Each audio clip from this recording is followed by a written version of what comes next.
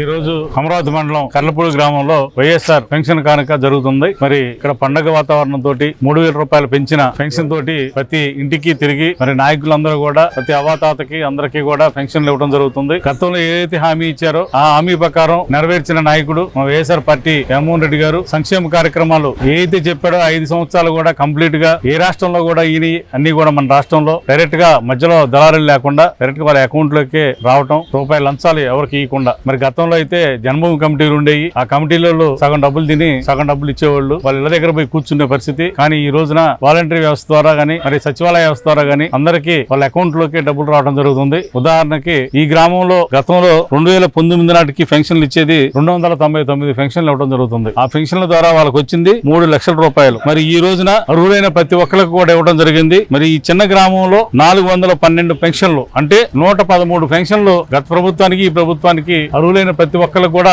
ఇవ్వడం జరిగింది. సుమారు ఈ పెన్షన్ల ద్వారా ఈ గ్రామానికి 12,36,000 రూపాయలు డబ్బులు రావడం జరిగింది. అంటే సుమారు 4 రెట్లు పైన గత ప్రభుత్వానికి ఈ ప్రభుత్వానికి పెన్షన్లో కూడా అంత తేడాగా ఈ గ్రామానికి అమౌంట్ రావడం జరిగింది. ఇది పెన్షనే కాదు, సంక్షేమం ద్వారా కూడా అన్ని రావడం జరిగింది. సరే గత ప్రభుత్వానికి ఈ ప్రభుత్వానికి కూడా మీరు తేడా చూసుకోండి. కనీసం ఈ గ్రామానికి రోడ్డు వేసిన పాపాన్ని కూడా బాగాలేదు. మరి మన ప్రభుత్వం వచ్చిన తర్వాత రోడ్డు వేయటం కానీ, గ్రామాల్లో ఎస్సీ కాలనీలో కానీ బీసీ కాలనీలో కానీ ఇవన్నీ కూడా రోడ్లు డ్రైన్లు కూడా మొదలుపెట్టి వేస్తా ఉన్నారు. మేము మంచి చేసామనుకుంటేనే మాకు ఓటేయండి అనే ధైర్యంగా మేము ముందుకు వచ్చాం.